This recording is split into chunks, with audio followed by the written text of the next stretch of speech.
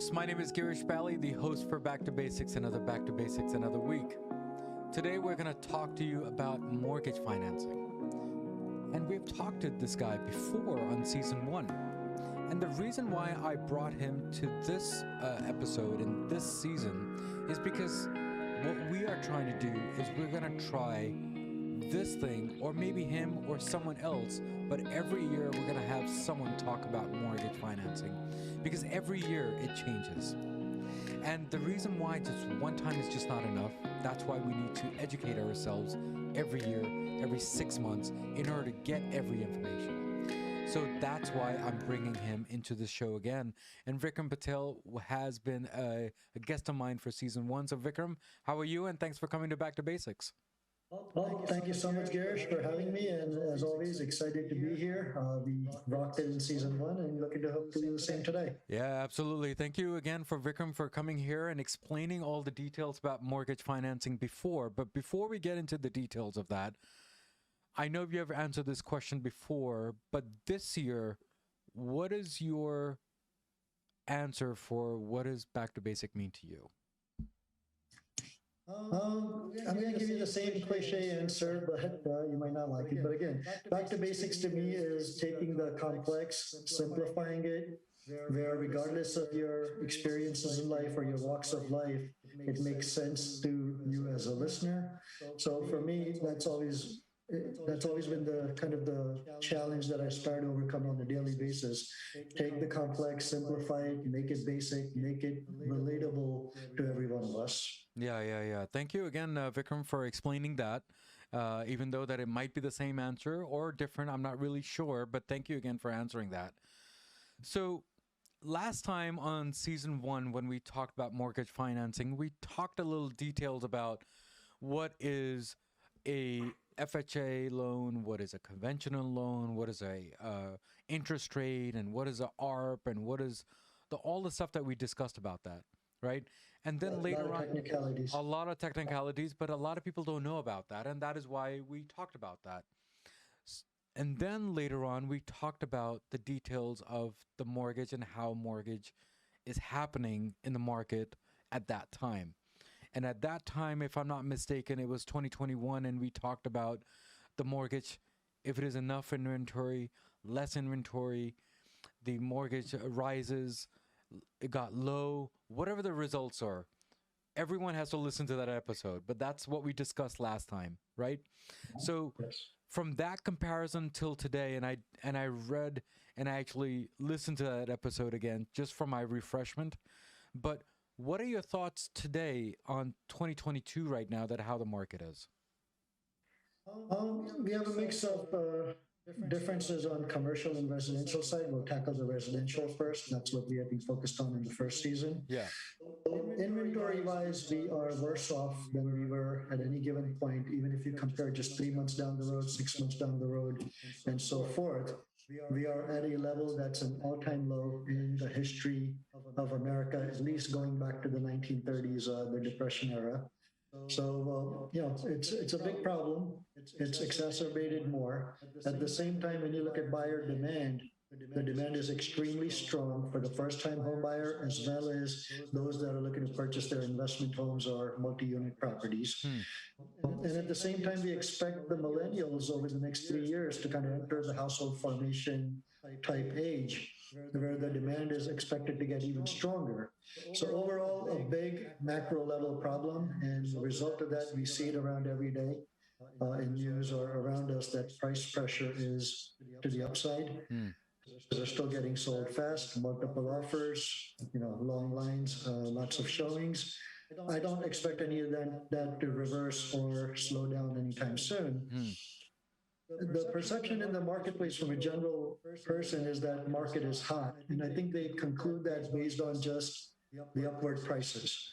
What they're not realizing is that actually, because of the low inventory, the number of transactions are dropping significantly, to the point where if you're in the real estate arena, no matter what side of it, whether you're on the real estate side, the lending side, or you're a real estate attorney or title or insurance, everybody is feeling the pain because the number of transactions are lesser and lesser because there's not enough houses to go around. Yeah.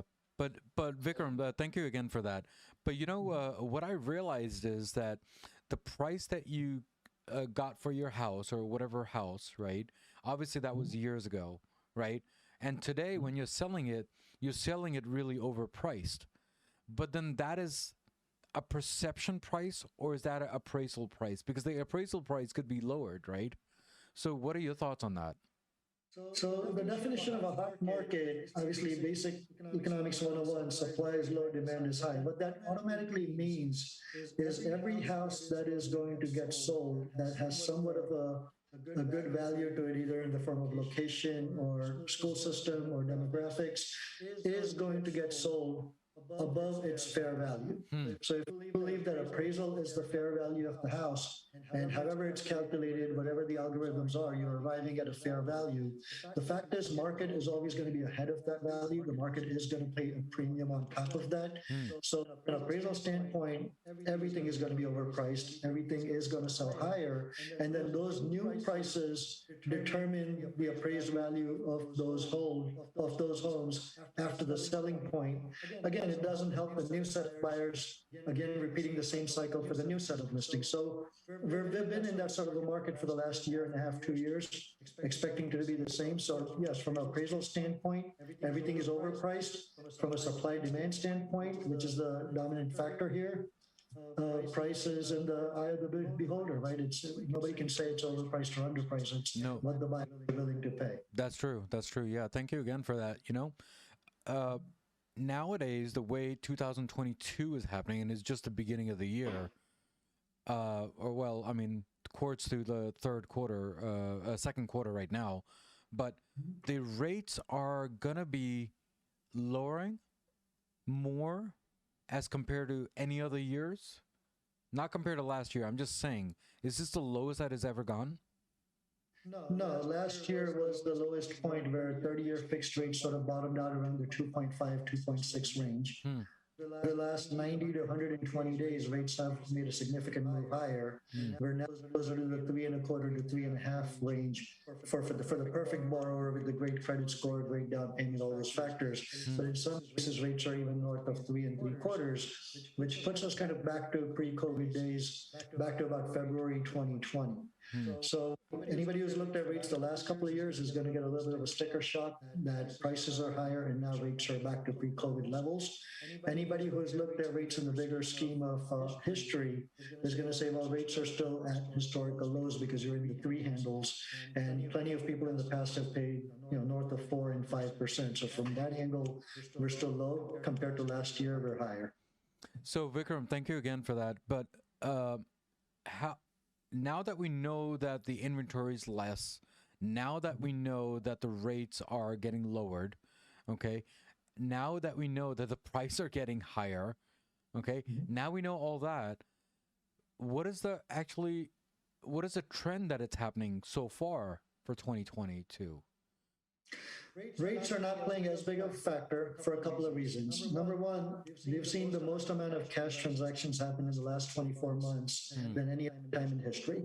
So going forward, the cash buyer could care less whether rates are 3% or 6%.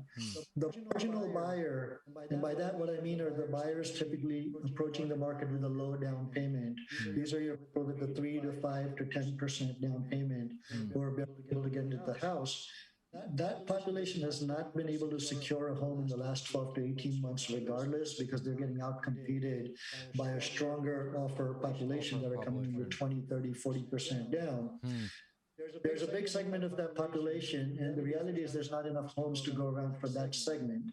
And that's the strong segment which is not as rate sensitive. So whether you're at 3% rate or 4 or 4.5, those people need to buy their first home. They are able to, the affordability is high, they have the assets, and so they're not rate sensitive. And as a result, we're not seeing rates playing as big of a factor in the overall marketplace right now. So let me ask you this. You brought up a good point for the US folks, right?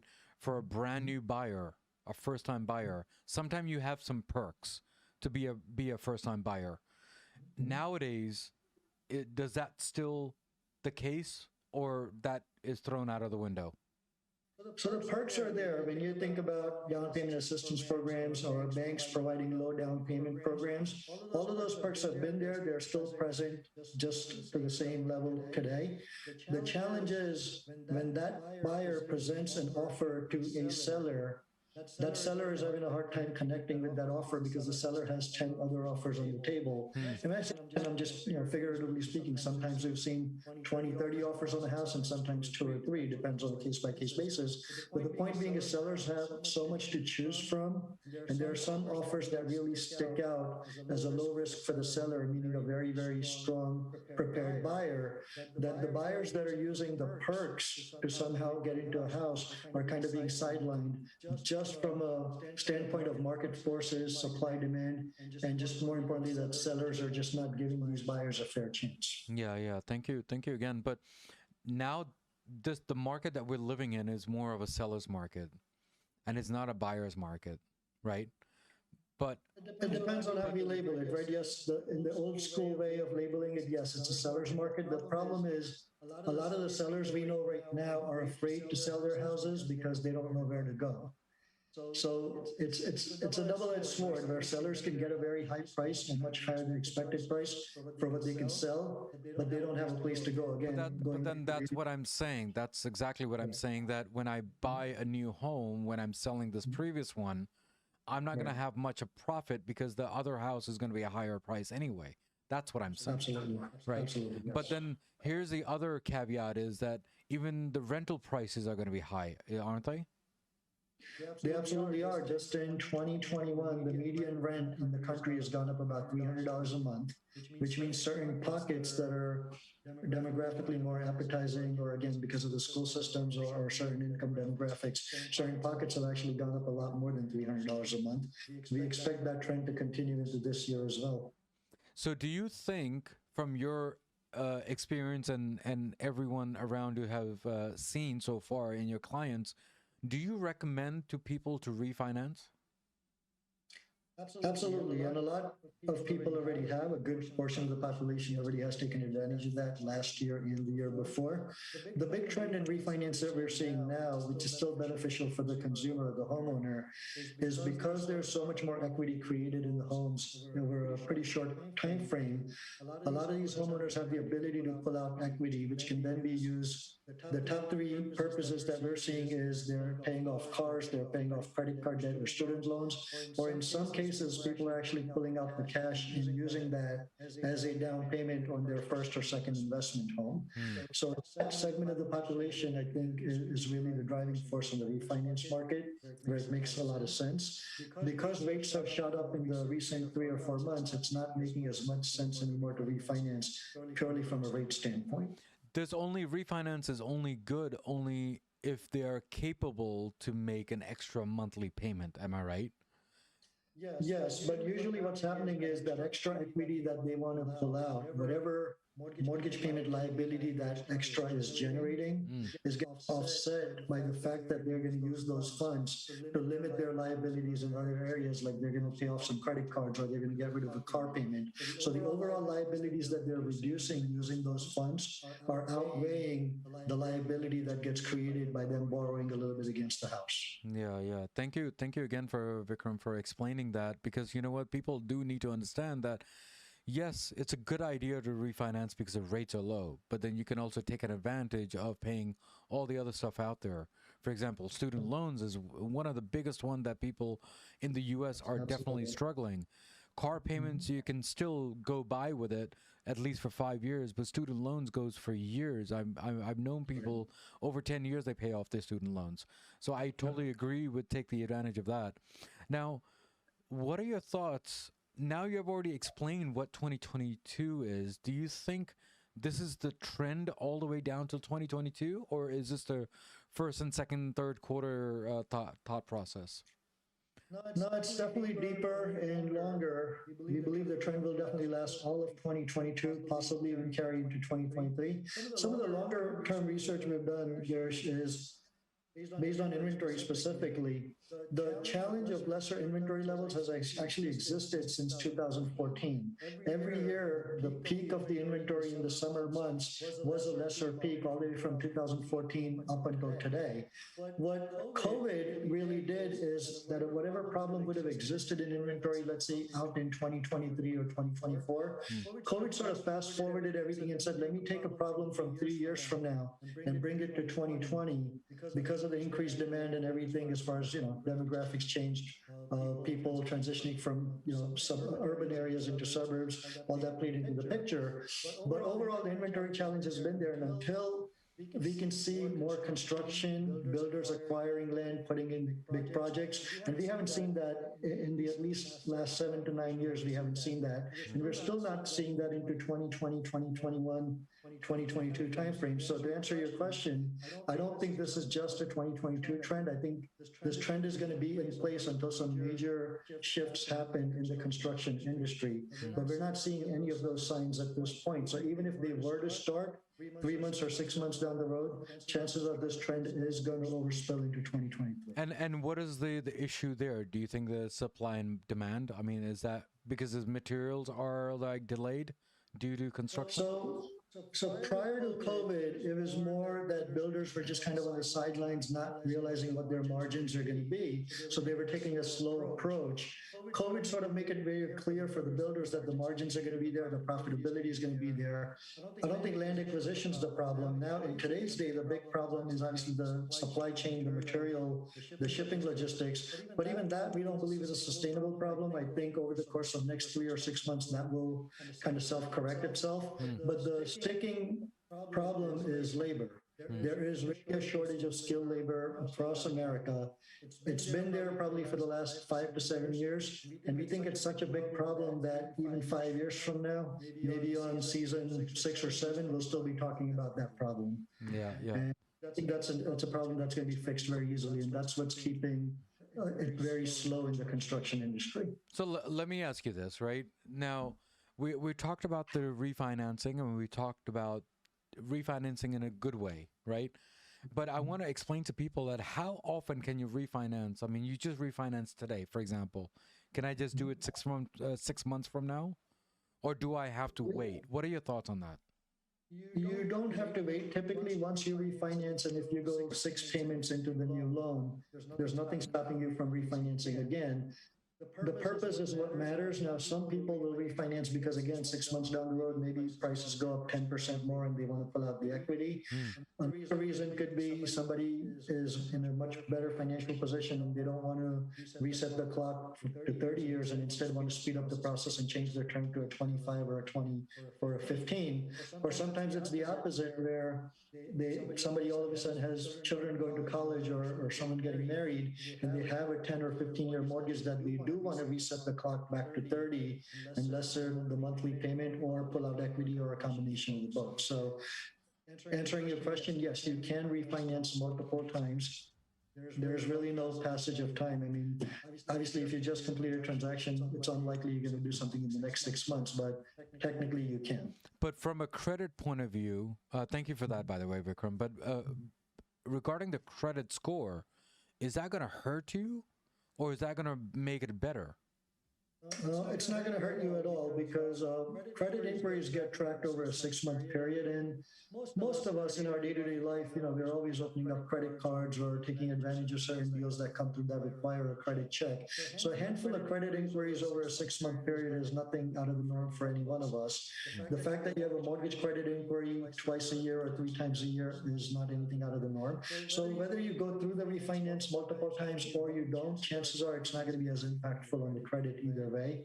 And if you are somebody with a good track record of making your monthly payments on time, you're always maintaining a good credit. So whether it was a timely payment from a past loan or a current loan or a future loan is not going to be as impactful on the credit. Yeah. Thank you again, Vikram, for explaining all the details about 2022 so far, about mortgage and the financing and how the trend was and is as of today. So thank you again. Do you have how is your journey on Back to Basics, and do you have any last words on Back to Basics so far before you leave today? Absolutely. So journey on back to basics is always wonderful, Girish. Thank you to you. You're doing a phenomenal job. Your episodes are getting a lot of value out there for your audience, and we're all learning and enjoying the process being part of this journey with you.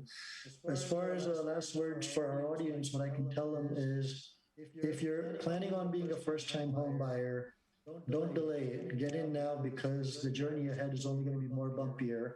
And in the philosophical aspect of things, I think every homeowner can relate to this.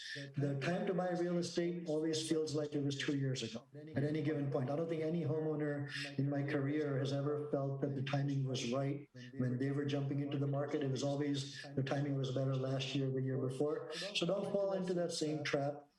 If you're in the market today, today's your time. Whatever the ruling price is, make the best out of it and get the best house that fits your family needs. Yeah, thank you again, Vikram, for coming on Back to Basics second time, and hopefully we'll do it again next year. And you know what? Thank you again for all the support that you've given us to Back to Basics on this. Thank you, Girish. Thank you. So, guys, we spoke with Vikram today for the second time on Back to Basics for season 2, that is, right?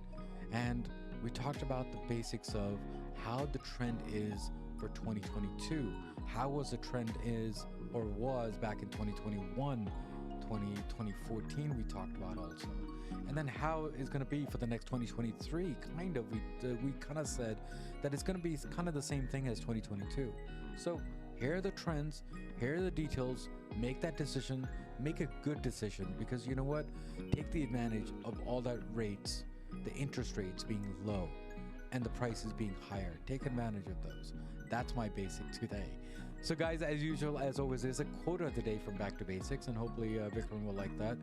The Back to Basic quote is, pay off your mortgage before retirement, and that's one less bill you'll have to worry about when you're on fixed income. Guys, you know, as usual, as always, what do I always say at the end of the episode? Everything in life goes back to basics, and that's what we did today, guys. Guys, take care, God bless, and I'll see you next week. Keep on commenting as much as you can. Good, bad, ugly, either way, it'll make my show stronger day by day, week by week. And there are 3 things. Every episode of mine is so important, and it makes this show successful. These are 3 things. One is content, one is guest, and definitely the host. Guys, take care, God bless, and I'll see you next week. Next week's episode on speaking, obviously, but it was incredibly expensive at all levels. And expensive to the point that most businesses had no video content, right? Most businesses, only the businesses, only the like even the small local businesses that did really well, like only the sort of industry leaders in regional and local businesses had maybe a TV commercial, right? And then the next tier down was maybe you saw some radio commercials. But beyond that, like that the majority of businesses could afford were like some basic photography for products and things like that. A lot of businesses didn't even have websites 20 years ago. That's right. Right. So the democratization of content, the accessibility of it is really the biggest change that I've seen over time. Yeah, yeah. So, you know, when you say expensive back in the days, you're talking camera.